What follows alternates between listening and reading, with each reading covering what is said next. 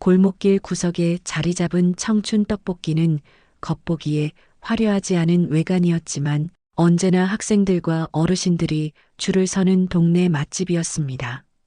이곳의 주인들은 중학교 동창인 박노인, 장노인, 최노인 세 분이었죠. 은퇴 후 각자의 적은 연금을 모아 함께 시작한 작은 가게였습니다. 오늘도 손님이 많네요, 장 선생. 박노인이 빨간 소스를 젓던 국자를 잠시 내려놓으며 말했어요. 장노인은 떡을 접시에 담으며 웃음 지었습니다. 그러게 말이오. 우리 나이에 이렇게 바쁘다니 오히려 고맙지. 여기 떡볶이는 청춘의 맛이야. 최노인이 카운터에서 주문을 받으며 큰 소리로 외쳤죠. 가게 안은 언제나 떡과 어묵이 끓는 달콤하고 매콤한 냄새로 가득했어요. 학교 시간이면 교복 입은 학생들이 삼삼오오 모여들고 저녁 무렵엔 퇴근하는 직장인들이 들러 하루의 피로를 푸는 공간이었습니다. 세 노인은 각자 다른 역할을 맡아 완벽한 팀워크를 자랑했어요. 박노인은 요리를, 장노인은 재료 손질을, 최노인은 손님 응대를 담당했죠. 할아버지, 저 또 왔어요. 교복 차림의 여학생 한지은이 밝은 표정으로 가게에 들어섰습니다. 어이구, 우리 지은이 왔구나. 오늘도 공부 열심히 했니? 최노인이 반갑게 맞이했어요. 지은은 한쪽 구석자리에 가방을 내려놓으며 고개를 끄덕였습니다. 네, 오늘 모의고사 결과가 나왔는데 법학과 갈 수 있을 것 같아요. 역시 우리 지은이는 다르네. 특별 서비스로 떡 한 접시 더 줘야겠어. 박노인이 소스를 한 번 더 끓이며 자랑스러워했죠. 그때 가게 문이 열리고 한 남자가 들어왔습니다. 깔끔한 정장 차림에 날카로운 눈빛을 가진 35살쯤 되어 보이는 남자였어요. 그는 주변을 둘러보며 비웃듯 코웃음을 쳤습니다. 여기가 그 유명한 청춘 떡볶이군요. 남자의 목소리에는 가벼운 조롱이 섞여 있었죠. 새 노인은 손님이라 생각하고 반갑게 맞이했어요. 어서 오세요, 젊은이. 뭘로 드릴까요? 남자는 주문하는 대신 명함 한 장을 내밀었습니다. 저는 이 건물세 관리인 김성태입니다. 삼촌이 건물 주신데 앞으로 제가 이 건물 관리를 맡게 됐어요. 갑작스러운 방문에 노인들은 서로를 바라보며 어리둥절한 표정을 지었습니다.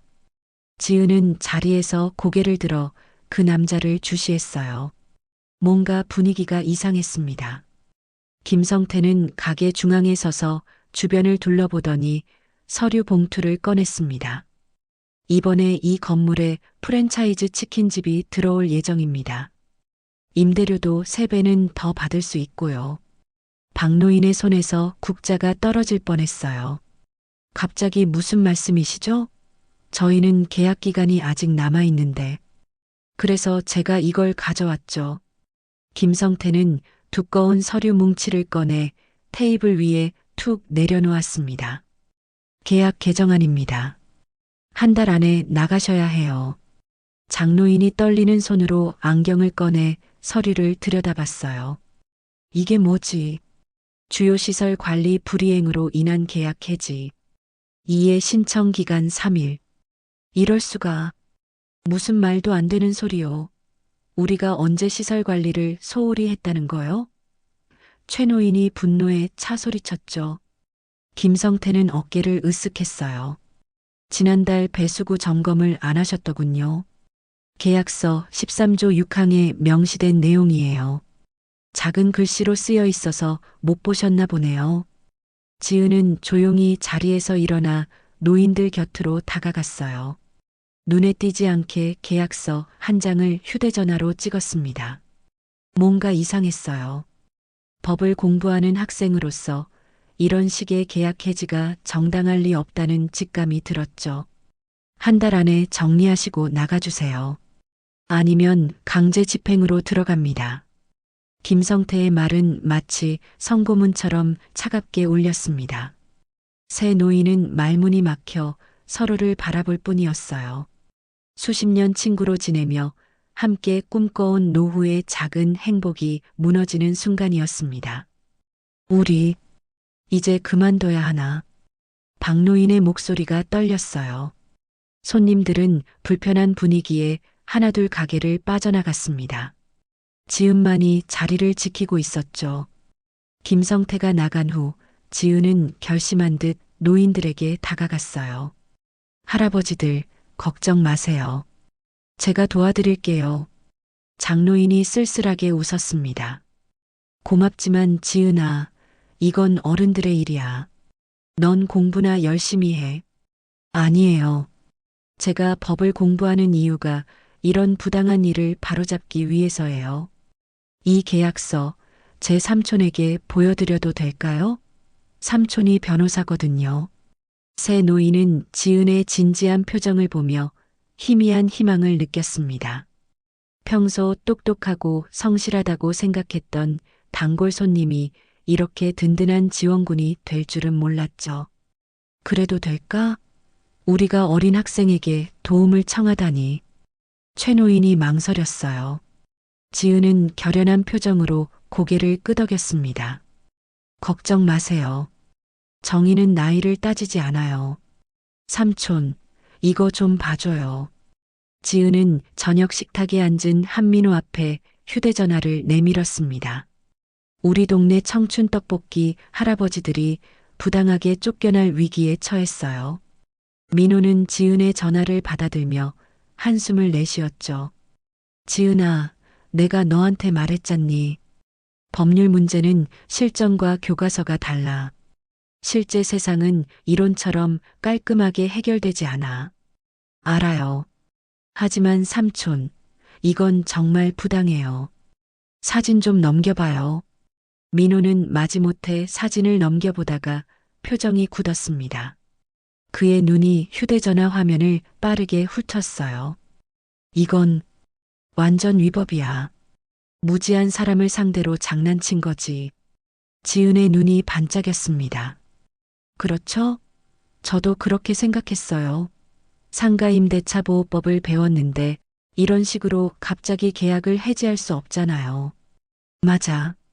특히 이런 조항은 애초에 계약서에 넣어선 안 되는 불공정 조항이야. 그리고 이 통지 기간도 너무 짧고. 민호는 계속해서 사진을 넘겨보며 중얼거렸어요. 지은은 삼촌의 반응에 용기를 얻어 더욱 간절하게 말했습니다. 삼촌, 도와줘요. 이건 시험 문제가 아니라 진짜예요. 그 할아버지들은 평생 모은 돈으로 시작한 가게라고 했어요. 그런데 이렇게 하루아침에 쫓겨나면 어디로 가야 할지. 민호는 조카의 진지한 표정을 바라보았어요. 법조인으로서 수많은 사건을 맡아왔지만 이렇게 순수한 정의감에 가슴이 뭉클해진 적은 드물었습니다. 처음에는 귀찮은 일에 휘말리기 싫었지만 조카의 간절한 눈빛을 외면할 수 없었죠. 알았어. 내가 한번 볼게. 민호는 마침내 결심했습니다. 내일 그 가게에 같이 가보자. 계약서 원본을 봐야 할 것 같아. 다음 날 오후 지은은 학교를 마치자마자 청춘 떡볶이로 달려갔습니다. 민호도 일찍 사무실을 나와 약속 장소로 향했어요. 가게에 도착했을 때 새 노인은 어두운 표정으로 앉아 있었습니다. 안녕하세요, 할아버지들. 지은이 밝게 인사했어요. 제 삼촌 모셔왔어요. 변호사이신 한민호 삼촌이세요. 안녕하십니까? 한민호 변호사입니다. 민호가 공손히 인사했습니다. 노인들은 반신반의하는 표정으로 민호를 바라봤어요. 그들에게 변호사는 비싸고 먼 존재였죠. 젊은이, 우리한테 변호사 비용을 낼 돈이 없소. 민호는 미소 지으며 손을 저었습니다. 걱정 마세요. 조카의 부탁이니 제가 자문해 드리는 거예요. 그리고 그는 잠시 말을 고르더니 진심을 담아 말했죠. 저도 이곳 떡볶이를 자주 먹었거든요. 지은이가 추천해줘서요. 맛있었습니다. 박노인의 주름진 얼굴에 작은 미소가 번졌어요. 그렇소? 다행이구먼. 자, 앉게나. 새 노인은 계약서 원본과 그동안의 상황을 상세히 설명했습니다. 민호는 전문가의 눈으로 서류를 꼼꼼히 검토했어요. 지은도 옆에서 배우듯 열심히 지켜봤습니다. 이건 정말 문제가 많군요. 민호가 심각한 표정으로 말했어요. 특히 이 배수구 점검 조항은 애초에 임차인의 의무가 아닙니다. 건물 구조에 관한 부분은 건물주의 책임이죠. 게다가 이 통지 기간도 너무 짧아요. 그럼 우리가 나가지 않아도 된다는 건가요?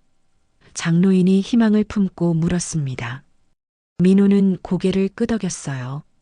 네, 충분히 대응할 수 있습니다. 제가 법적 대응 방안을 준비해 드릴게요. 다음 날 오전 김성태는 2명의 건장한 남자를 데리고 청춘 떡볶이에 들이닥쳤습니다. 그의 손에는 강제 철거 공고문이 들려 있었어요. 시간이 다 됐습니다. 오늘 중으로 물건을 빼셔야 해요. 김성태의 목소리는 차갑게 울렸죠. 가게 안에는 평소보다 손님이 적었습니다. 새 노인은 불안한 표정으로 서로를 바라보며 말없이 서 있었어요. 박노인의 눈가에는 눈물이 고여 있었고 장노인은 떨리는 손으로 앞치마를 꽉 쥐고 있었습니다. 최 노인만이 가까스로 당당한 표정을 유지하고 있었죠. 우리는 아직 계약 기간이 남아 있소. 함부로 쫓아낼 수 없소. 최 노인이 용기를 내어 말했습니다. 김성태는 비웃듯 웃었어요. 그러니까 어제 계약 개정안을 드렸잖아요. 거기에 분명히 나와 있습니다. 오늘까지예요. 그 계약 개정안이라는 게 말이 안 되는. 최 노인의 말이 채 끝나기도 전에 가게 문이 열렸습니다. 학생 교복을 입은 지은과 정장 차림의 민호가 나란히 들어왔어요. 지은의 표정은 결연했고 민호는 차분하지만 단호해 보였습니다. 이 계약은 민법 제104조 불공정 조항 위반입니다. 상가임대차보호법 제10조에 따라 무효입니다. 민호가 전문가다운 목소리로 말했어요. 김성태는 갑작스러운 방문에 당황한 기색이 역력했습니다. 당신 누구요? 이건 우리와 세입자 간의 문제인데. 한민호 변호사입니다. 이분들의 법률 대리인이에요. 민호는 명함을 내밀며 차분히 말했죠. 김성태는 명함을 받아들고 얼굴이 붉어졌어요. 변호사? 이런 작은 가게에 무슨 변호사까지? 우리 삼촌이 건물주라고요. 당신이 뭔데 끼어들어? 민호는 미소를 지으며 대답했습니다. 우리는 이 가게의 손님이자 정의를 지키는 조카와 삼촌입니다. 그리고 당신이 말한 계약 개정안은 법적으로 효력이 없어요. 김성태의 얼굴이 점점 더 붉어졌습니다. 그는 데려온 2 남자를 향해 고개를 끄덕였어요. 좋아요. 그럼 물리적으로라도 해결해야겠네요. 그때였습니다. 가게 문이 다시 열리며 나이 지긋한 신사가 들어왔어요. 깔끔한 정장에 단정한 머리, 그러나 눈에서는 날카로운 빛이 번쩍였습니다. 뭐 하는 짓이냐, 성태야. 노년의 남성이 무거운 목소리로 말했어요. 김성태는 그 자리에서 얼어붙었습니다. 삼촌? 얘기는 다 들었다. 나 몰래 무슨 짓을 벌이는 거냐? 실제 건물주인 그의 목소리에는 분노와 실망이 섞여 있었어요. 가게 안의 모든 사람들이 숨을 죽였습니다. 새 노인은 놀란 표정으로 상황을 지켜봤고 지은은 민호의 팔을 살짝 잡았어요. 누구도 이런 전개를 예상하지 못했죠. 건물주는 천천히 새 노인에게 다가가 깊이 고개를 숙였습니다. 죄송합니다. 조카가 저도 모르게 이런 일을 벌였네요. 이 건물은 앞으로도 여러분의 가게와 함께하고 싶습니다. 건물주의 예상치 못한 등장으로 가게 안의 분위기는 완전히 바뀌었습니다. 김성태는 고개를 푹 숙인 채 한마디도 못했어요. 건물주는 모든 사람들에게 자리에 앉기를 권했습니다. 제 이름은 김현우입니다. 이 건물의 주인이자 저 불안당의 삼촌이죠. 그는 김성태를 한번 노려보고는 계속 말을 이었어요. 최근에 건강이 좋지 않아 조카에게 건물 관리를 맡겼는데 이런 일이 벌어질 줄은 몰랐습니다. 그런데 어떻게 알고 오셨어요? 지은이 궁금해서 물었습니다. 김현우는 미소를 지었어요. 실은 며칠 전부터 이 가게에 대한 소문을 들었죠. 내가 소유한 건물에 있는 떡볶이 집이 특별하다는 이야기를. 그래서 오늘 직접 맛을 보러 왔다가 이런 상황을 목격하게 됐습니다. 감사합니다, 사장님. 박노인이 떨리는 목소리로 말했어요. 저희는 정말 이 가게가 전부입니다. 평생 일하며 모은 돈으로 시작한 마지막 도전이라서. 김현우는 진지하게 고개를 끄덕였습니다. 제가 더 감사해야 해요. 여러분 같은 분들이 제 건물에 있어 영광입니다. 앞으로 임대료도 더 이상 올리지 않겠습니다. 오히려 시설 개선에 투자할 생각이에요. 김성태는 자리에서 일어나려 했으나 김현우의 날카로운 시선에 다시 앉았습니다. 성태야, 넌 이제 더 이상 이 건물 관리를 맡지 않아도 좋겠다. 하지만 삼촌, 프랜차이즈 치킨집에서 훨씬 더 많은 임대료를. 돈이 전부가 아니다. 김현우가 단호하게 말을 잘랐어요. 내가 이 건물을 물려받을 때 우리 아버지는 늘 말씀하셨어. 건물은 단순한 재산이 아니라 사람들의 삶과 꿈이 담긴 공간이라고. 나도 이제야 그 말씀을 이해하게 됐다. 현우의 말에 가게 안의 모든 사람들이 감동했습니다. 새 노인의 눈에는 눈물이 고였고 지은도 감격스러운 표정이었어요. 민호는 조용히 미소 지으며 상황을 지켜봤습니다. 사장님, 떡볶이 한 접시 드셔보세요. 최 노인이 밝은 표정으로 제안했어요. 우리 가게 특제 소스랍니다. 그럼 정말 감사히 먹겠습니다. 김현우가 웃으며 대답했습니다. 가게는 다시 활기를 되찾았어요. 박노인은 주방으로 들어가 특별히 정성을 들여 떡볶이를 만들기 시작했고 장노인은 테이블을 정리했습니다. 김성태는 고개를 푹 숙인 채 가게를 나갔어요. 지은은 민호에게 작은 목소리로 말했습니다. 삼촌, 정말 멋있었어요. 법률 지식으로 사람들을 도울 수 있다는 게 정말 대단해요. 민호는 지은의 머리를 살짝 쓰다듬었어요. 내가 먼저 나서지 않았다면 이런 일은 없었을 거야. 나중에 넌 나보다 훨씬 멋진 변호사가 될 거야. 정말요? 지은의 눈이 반짝였습니다. 민호는 진지하게 고개를 끄덕였어요. 정말이야. 법은 책에 있는 게 아니라 사람들의 삶 속에 있는 거야. 그걸 넌 이미 알고 있더라. 지은은 가슴이 뜨거워지는 느낌이었습니다. 자신이 꿈꾸던 법조인의 모습, 정의를 지키는 변호사의 참모습을 오늘 직접 볼 수 있었으니까요. 그로부터 일주일 후 청춘 떡볶이는 더욱 활기를 띠게 되었습니다. 새 노인의 분투와 한 학생의 용기, 그리고 정의로운 변호사의 이야기가 소셜 미디어를 통해 퍼지기 시작했어요.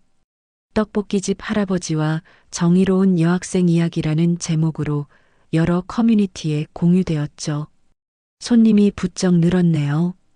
장노인이 바쁘게 테이블을 닦으며 말했습니다. 최 노인은 새로운 손님들에게 메뉴를 설명하느라 정신이 없었어요. 다들 이야기를 듣고 왔다고 하더라고. 지은이 덕분이지. 아니에요, 할아버지들. 저는 그저 옳은 일을 했을 뿐이에요. 지은이 수줍게 대답했습니다. 그녀는 방과 후에 가게에 들러 일손을 돕고 있었어요. 박노인은 주방에서 소스를 더 많이 준비하며 감개무량했습니다. 이렇게 많은 사람들이 우리 가게를 찾아줄 줄이야. 정말 꿈만 같구먼. 그날 저녁 민호도 사무실 일을 마치고 가게를 찾았어요. 와, 정말 북적이네요. 지은이네 삼촌. 새 노인이 반갑게 맞이했습니다. 이제 그들에게 민호는 단순한 변호사가 아니라 가족과도 같은 존재가 되었어요. 민호는 한쪽 테이블에 앉아 지은과 함께 떡볶이를 먹으며 이야기를 나눴습니다. 학교에서는 어때? 이 일 때문에 유명해졌다면서? 지은은 쑥스러운 듯 웃었어요. 네. 선생님이 이 이야기를 학교 신문에 써보라고 하셨어요. 그리고 전국 모의 논술 대회에 응모해 보라고요. 그거 좋은 생각이네. 내 경험을 바탕으로 쓴다면 분명 좋은 결과가 있을 거야. 며칠 후 지은은 정성을 다해 이 경험을 글로 썼습니다. 작은 정의가 만드는 큰 변화라는 제목의 에세이였어요. 그녀는 법이 단순한 조문이 아니라 사람들의 삶을 지키는 도구라는 것, 그리고 옳은 일을 위해 목소리를 높이는 것의 중요성을 진솔하게 담았습니다. 그 글은 학교 신문에 실렸고 지은은 용기를 내어 전국 모의 논술 대회에도 응모했어요. 그리고 놀랍게도 그녀의 글은 전국에서 주목받아 특별상을 수상하게 되었습니다.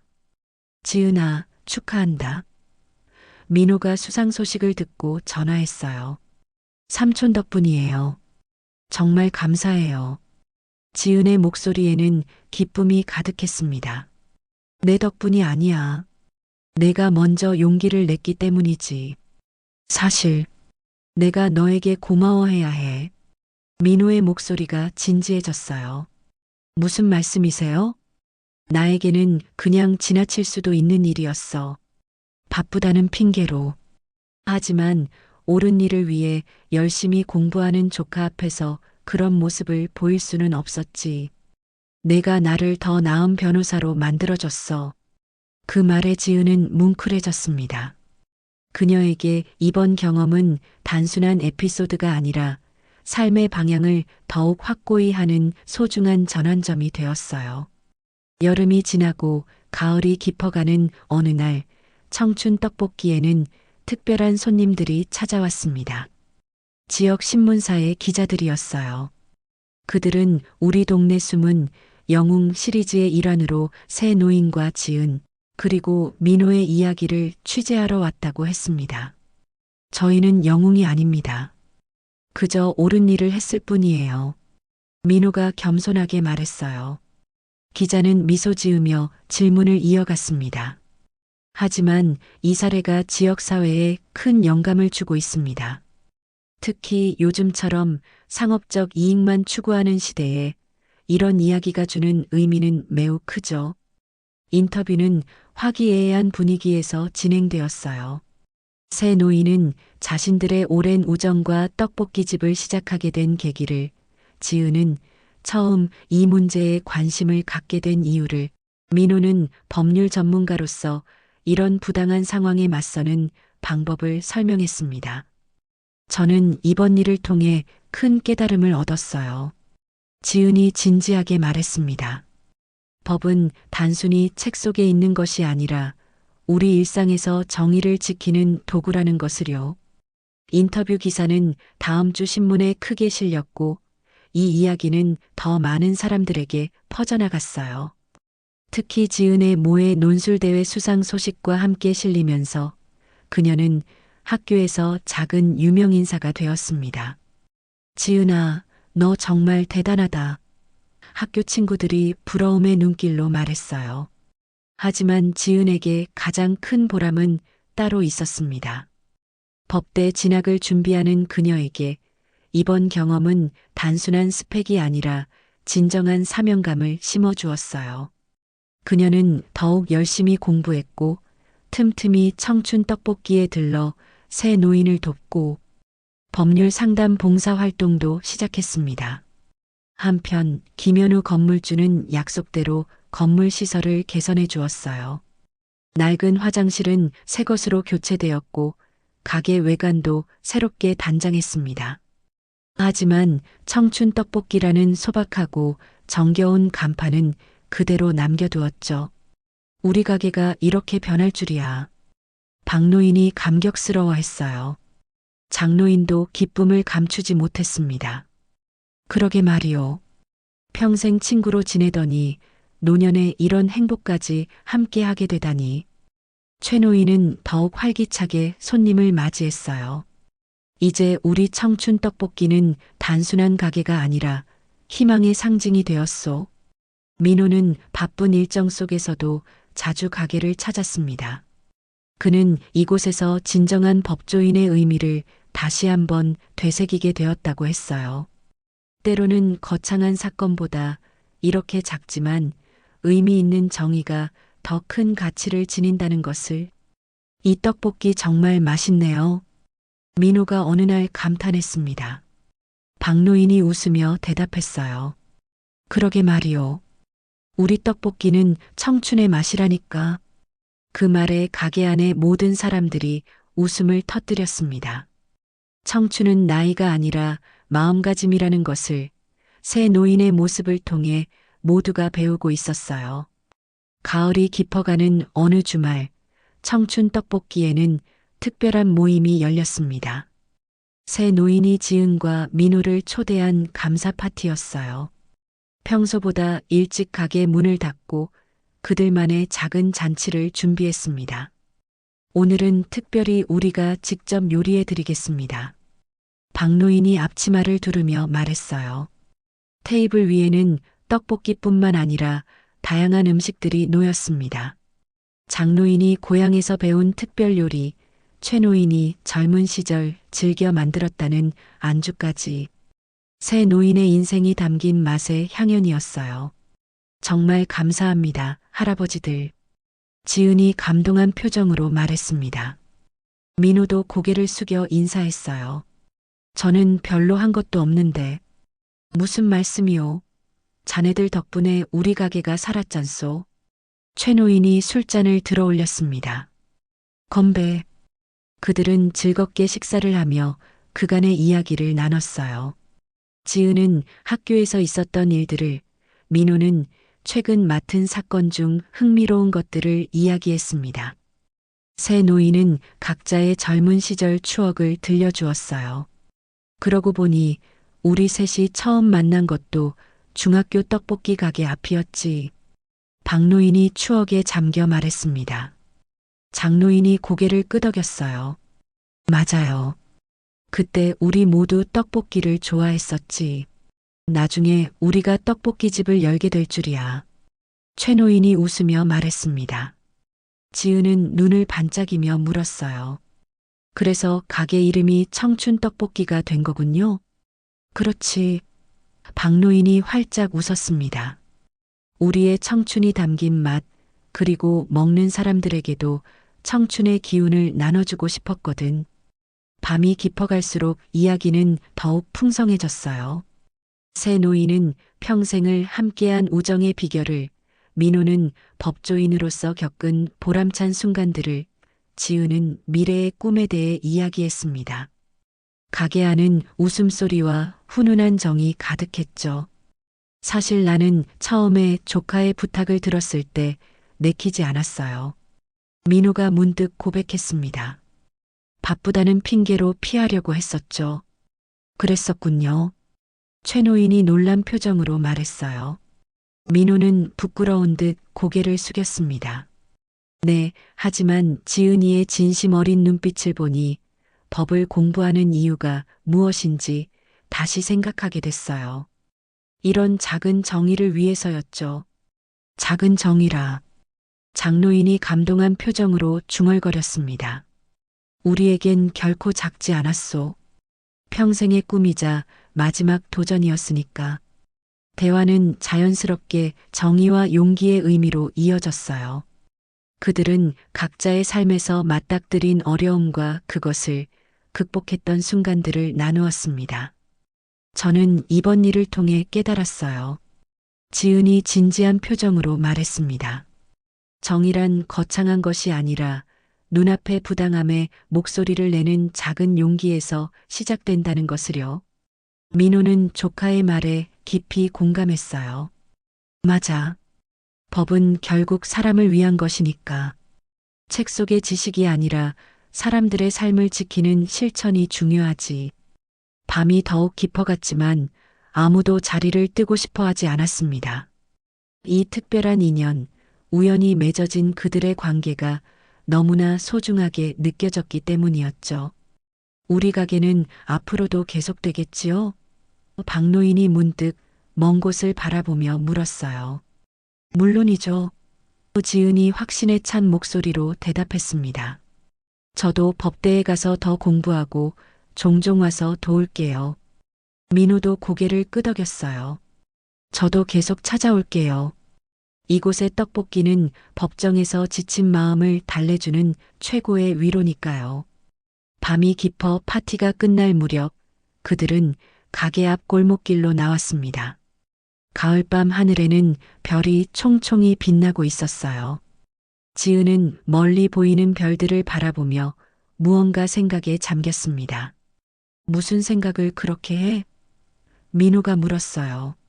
지은은 미소를 지으며 대답했습니다. 옳은 일이 당연하게 지켜진 이 경험이 나를 한층 성장시켰어요. 앞으로도 이런 작은 정의를 실천하는 사람이 되고 싶어요.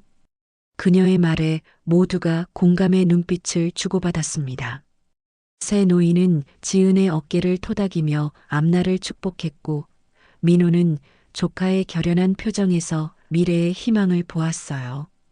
그들이 서 있는 골목길 끝에서 새벽을 알리는 미세한 빛이 하늘을 물들이기 시작했습니다. 새로운 하루의 시작, 그리고 그들의 새로운 여정의 시작이었죠. 자, 다들 피곤하실 텐데 이만 헤어질까요? 장로인이 먼저 입을 열었습니다. 하지만 아무도 쉽게 발걸음을 떼지 못했어요. 이 순간이, 이 감정이 너무나 소중했기 때문이었죠. 그들은 서로를 바라보며 따뜻한 미소를 나눴습니다. 말없이도 전해지는 깊은 감사와 존경, 그리고 사랑의 눈빛이었어요. 작은 정의는 누군가의 하루를 지켜주는 큰 용기다. 지은이 문득 중얼거렸습니다. 그 말에 모두가 고개를 끄덕였어요. 그들은 이 작은 떡볶이 집에서 벌어진 일을 통해 삶의 가장 큰 진리 중 하나를 함께 배웠습니다. 정의는 거창한 선언이나 법전 속에만 있는 것이 아니라 일상의 작은 선택과 용기 속에 살아 숨쉰다는 것을요. 청춘 떡볶이의 이야기는 그렇게 지역사회를 넘어 많은 이들에게 작은 희망과 용기를 전하는 상징이 되었습니다. 세대를 넘어 이어진 정의로운 마음, 그 작은 불씨가 더 큰 불꽃으로 번져가는 아름다운 시작이었습니다.